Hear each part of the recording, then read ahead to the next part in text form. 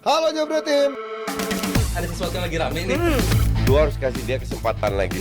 Di atas kertas lo semuanya harusnya menang. Ada bahasan yang paling ditunggu-tunggu.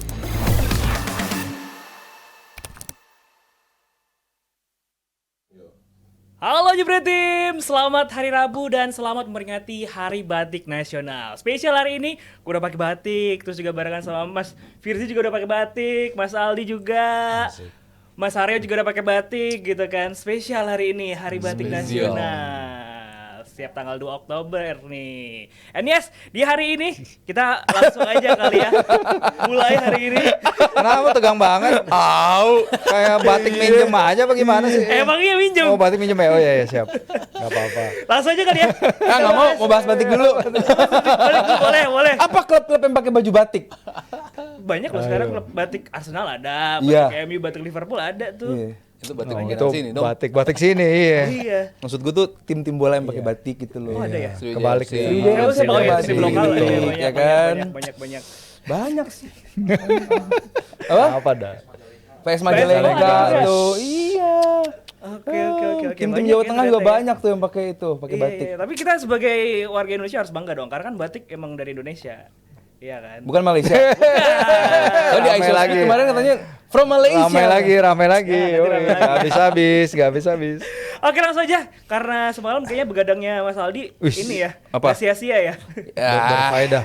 Karena kemenangan Arsenal atas PSG 2-0, ngeliat pertandingannya gimana Mas Aldi? Ya ini dua apa ya? Dua sisi mata uang, bukan. Maksudnya kayak ada dua hal yang berbeda. Babak pertama benar-benar Arsenal dari detik pertama Arsenal ditantang untuk bermain cepat sama PSG, benar-benar lu all rounder cepat gitu. Jarang Arsenal kayak back pass, kontrol, enggak, tapi benar-benar PSG mau main cepat, ayo diladenin main cepat. Bikin gol, terus babak kedua justru lebih lay down ke belakang. Oke, kita babak pertama skor gol, kedua kita defend the goal gitu, mempertahankan keunggulan. Jadi buat gua Arsenal semalam kalau impresif banget pun ya enggak gitu. Cuman paling enggak bisa unggul, bisa menang dari lawan yang dari pot 1 juga kan PSG ini. Jadi buat gua ya kemenangannya penting, cuma balik lagi. Kalau bisa lebih dari 2-0 ya harusnya bisa 2-0 karena Bullish. Harus. karena balik lagi di sistem apa Swiss Iya. grup Iya, ini Swiss kita udah format, nggak ketemu ya. head to head, Iya. ketemunya goal difference lagi. Jangan sampai nanti di pekan akhir ada tim-tim yang peringkat 7 sama 8 atau 8 sama 9 ini karena cuma selisih gol doang gitu. Bayangkan saat lu menang peringkat 8, lu langsung ke fase selanjutnya knockout. Tapi begitu lu peringkat 9, lu harus knockout lagi, di mana jadwal makin padat lagi. Jadi buat gua tim-tim yang bisa menang besar di fase ini ya itu luar biasa karena mereka benar-benar mencari kemenangan yang nggak cuma 3 poin tapi benar-benar mengamankan lu goal difference-nya. Jadi buat gua kalau Arsenal bisa menang lebih dari 2-0 ya bagus. Cuma paling nggak dengan menghadapi PSG di mana PSG sebenarnya dengan trio midfield yang buat gua bagus. João Neves, Vitinha oke lah biarpun mereka muda tapi oke banget. Tapi lihat XG Arsenal nggak yang sampai 1 gitu loh. Jadi buat gua dibilang impresif sekalipun ya enggak. Cuman ada kedewasaan Arsenal. Kapan lu harus tone down, kapan lu harus membedakan lawan masuk ke daerah lu melakukan serangan balik. Terus gimana lu defense-nya lebih bagus juga. Gimana seorang Martinelli pun semalam yang dalam beberapa fase game terakhir dianggap bahwa ini bebannya Arsenal. Tapi enggak, semalam di kiri cukup oke juga. Havertz juga demikian. Gimana lu menghadapi kiper sekaliber Donnarumma, lu bisa membuat sebuah gol yang harusnya itu dapat reach-nya Donnarumma. Tapi lu berani head to head sama Donnarumma, lu fight, cukup ngeflick bola dikit dan jadi gol. Jadi buat gua semalam nah ini bener Arsenal makin matang di UCL ya gua setuju sama Abrar kali ini. Gimana lu bisa bermain lebih dewasa? Sama-sama fans Arsenal ya setuju. Cuman Abrar sering ininya suka menjatuhkan. Jadi buat gua kali ini gua setuju sama Abrar bahwa ya ini permainan yang cukup dewasa buat Arsenal. Impresif sekali enggak karena XG repotan juga ya. Apalagi di kandang. Oke, masih bermain tanpa Odegaard nih. Tapi kan kalau kita lihat Gue nggak setuju sama Aldi. kenapa? Asik. Ini pengaruh kursi. Ini kayak pengaruh kursi gitu. Perasaan kalau duduk di sini Mas Aryo padahal enggak Iya. Pindah ada tukeran. Iya. Biasanya enggak gitu. Ya, Gimana, Mas? highlight dari Aldi kedewasaan tadi. Ya. Terus tadi juga di situ makin matang. Itu mungkin 2 poin yang menurut gua menggambarkan Arteta belakangan. Oke. Kan selalu gue puji. Ini pelatih kan di musim lalu membuat skema yang bagus, tapi kadang-kadang pilihan pemain dan juga pilihan strategi yang dia mainkan tuh menurut gue masih belum firm gitu. Gue mau mainin sepak bola seperti apa, kapan gue harus ngegas, kapan gue harus ngendorin serangan, kapan gue harus defense. Gue nggak peduli lagi gue megang ball possession, yang penting gue dapet targetnya apa. Itu menuntut atau dituntut sebuah kedewasaan, dan Arteta sekarang sudah mulai ke arah situ. Oke. Tadi Aldi bilang juga PSG di pot 1. Kalau gue ngeliat dari materi pemain sih kayaknya pot 3 sih PSG sekarang ya. Maksudnya udah nggak ada pemain-pemain bintangnya. Yang bintang cuma Donnarumma, Marquinhos sama Achraf Hakimi gue rasa ya. Yang dari starting 11 kemarin. Iya, Osman nggak main tapi ada Iya, masalah ya. Dembele nggak main, ya Kolomuani nggak main, ya pemain-pemain Asensio juga nggak main di starting 11-nya.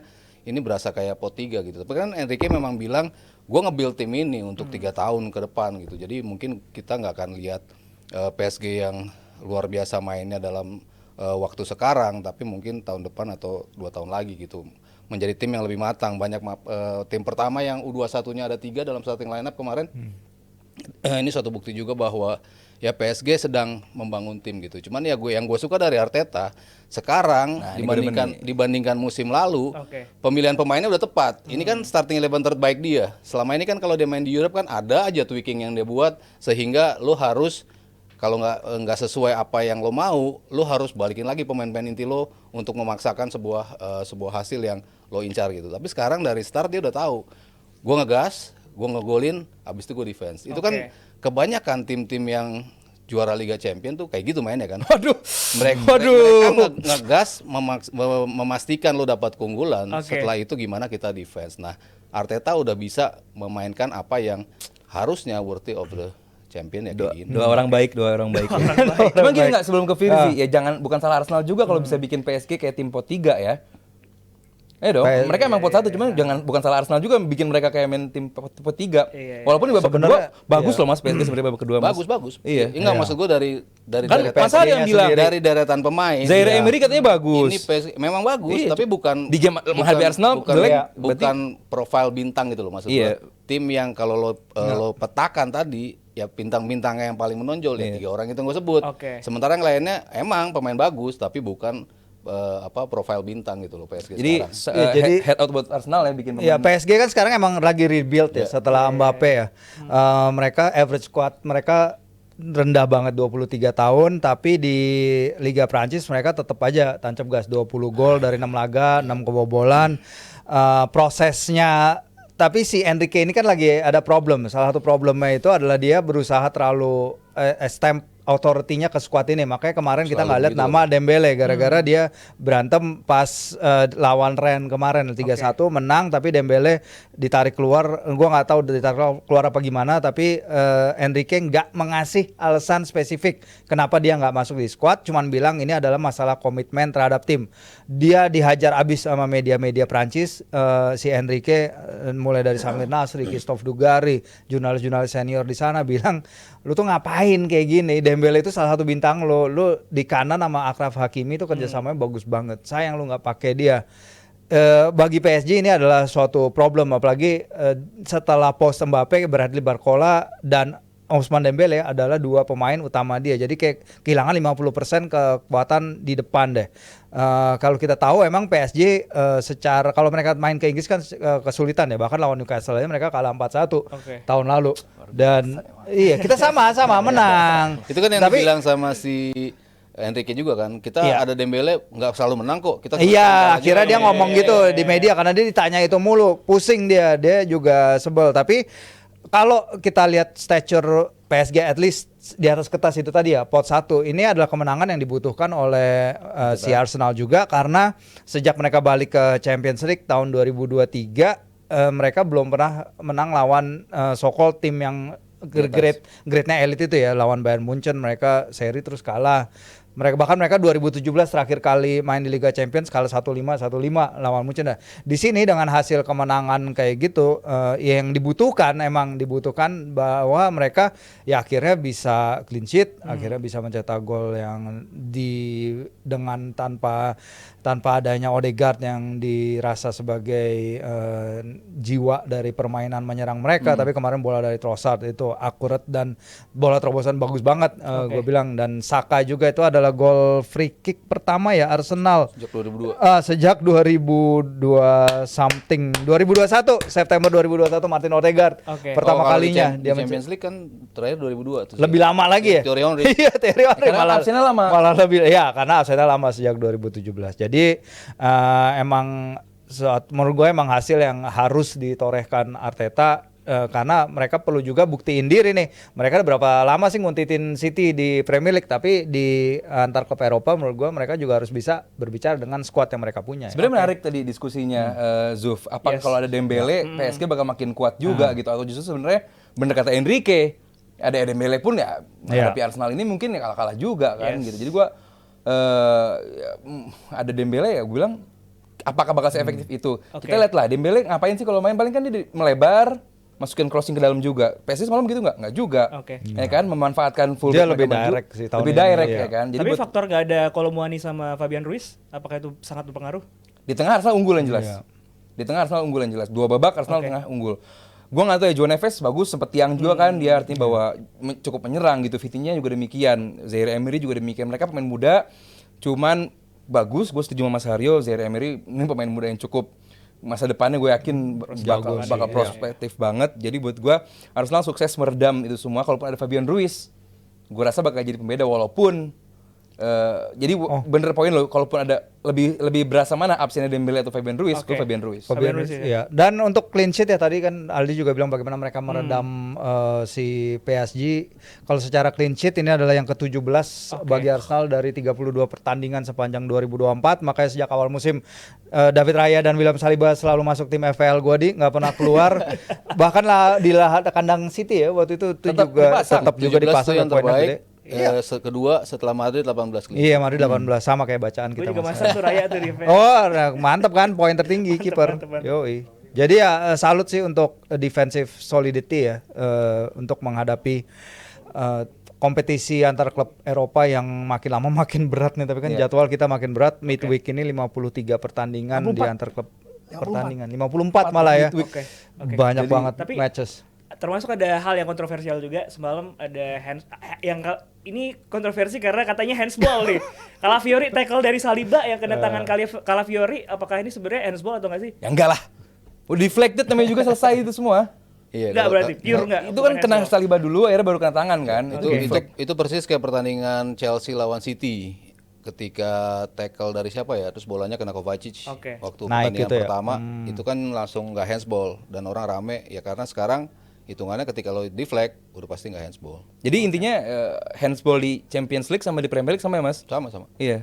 Gue udah gak ngerti lagi handsball sekarang kayak apa yang Odegaard itu ngerti, handsball gua apa ngerti. enggak. Nah soalnya misalnya ada narasi kayak begini, itu kalau di Liga Champions handsball, tapi di Premier League enggak. Lo tuh di Champions League nggak handsball, tapi di Lo yang Premier League- Newcastle tangannya kena penalti akhirnya Mbappe golin itu kan pantulan juga. Yes, makanya. Itu handsball. Itu konsistensi wasit. Iya di Champions League itu. Masalahnya Tahun lalu kan, tahun lalu. Masalahnya yang gini. tahun lalu iya. Tahun lalu, Terakhir tuh tahun ini 2019 sekarang- perubahan Tahun ini aturan. udah Walaupun dibedain. tahun lalu itu sebetulnya aturan yang deflection itu udah nggak dihitung handsball, tapi masih banyak wasit yang menghitung itu sebagai handsball. Ah, Makanya iya. salah satunya yang No, Mas, Mbappe terakhir penalti itu back. perubahan soal IFAB Betul, handsball betul. 2019. Sejak itu Betul. nggak ada perubahan apa-apa lagi. betul nggak ada, cuman masih banyak wasit yang Keliru. mengaitkan ke situ, iya, dan banyak sekali masih di Premier League kalau nggak salah 2 tahun lalu tuh masih kejadian itu Iya. dihitung sebagai bukan sebagai handsball, Iya. walaupun di flag itu. Ya, Tapi jadi- sekarang hampir semua wasit udah mengatakan itu sebagai sebuah bukan handsball Iya kalau di betul. flag. Karena acuannya sama, Zuf, sama-sama IFAB. Hmm. Kecuali FA punya aturan sendiri, Oke. UEFA punya aturan sendiri, baru bisa debat. Masalahnya aturan UEFA, Piala Dunia, Premier League, Serie A, La Liga, Bundesliga, semuanya sama IFAB. Oke. Jadi nggak mungkin ada perbedaan antara di Liga Champions atau di Premier League atau di Liga Italia, nggak mungkin. Jadi narasi itu kalau di Liga Champions begini, kalau di Premier League begini, itu nggak mungkin. Masalahnya konsistensi wasit itu baru beda. Persepsi wasit Oke. itu bisa beda gitu. Jadi buat gua itu nggak handsball, itu mau di Liga Champions atau di Premier League bakal sama. Itu aturannya tidak handsball karena apa? Di flag bola. Oke. Termasuk juga ada debut dari Merino ya. Mikel Merino. Merino yang kemarin sempat cedera, walaupun ini debut pertama ya berarti ya. Debut pasti pertama. Debut pasti pertama. Iya, Zuf. pertamanya Iya, di benar. Champions League gitu kan bersama Arsenal. Gimana ngelihat permainan dari Merino? Biasa. Belum kelihatan. Ini mantan Iya, tim mantan dari pemainnya. Iya. Newcastle. Awal, gue sih selalu suka Merino sejak dia pertama main ya di Newcastle, udah kelihatan talentnya. Tapi kan itu kita ngomongin Merino yang beda banget dari awal, bagaimana dia berkembang banget bersama Sociedad di Liga Spanyol. Tapi Merino waktu itu kesulitan adaptasinya di Newcastle setelah dia mendapat cedera pertamanya. Jadi abis dia cedera punggung pertamanya tuh kayaknya abis itu dia nggak bisa balik ke dia yang dulu lagi. Tapi ini kita ngomongin pemain yang dari tahun 2017. Udah banyak yang terjadi, jadi ya gue wish him sukses banget. Karena ketika Amin. di Newcastle dia salah satu crowd favorite sebenarnya.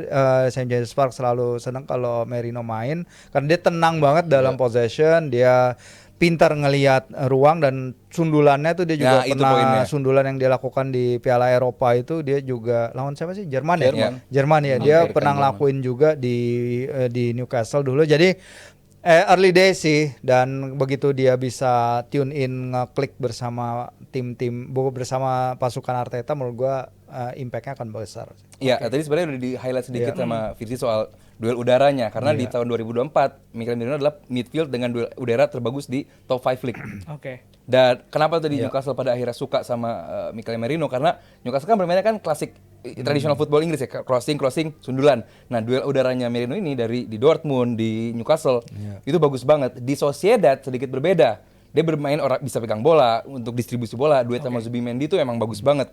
Dalam skema 3 midfield, dia di kiri luar itu udah oke banget. Nah, di Arsenal gue belum bisa meng-highlight bahwa ini pemain yang bagus bla bla bla lah. Cuman masih tadi kayak Firzi bilang early day banget buat si Mikel Merino. Adanya dia untuk menambah menambal atau menjadi tambahan kekuatan, yes. Cuman gue nggak mau terlalu memuji Merino bakal menjadi pembeda di Arsenal musim ini, belum. Oke, dan kemarin sempat ada statement juga dari Arteta. Coba kita lihat dulu. Ini kemarin sempat dikatakan oleh Arteta yang katanya, saya pikir ini menjadi malam yang spesial untuk kami. Kemenangan ini mengangkat keyakinan dan energi bahwa kami mampu menghadapi tim-tim hebat dan kami memiliki peluang untuk mengalahkan mereka. Berarti setuju ya overall Arsenal dengan Artetanya udah kelihatan kedewasaannya ketika main di UCL, Mas Aryo?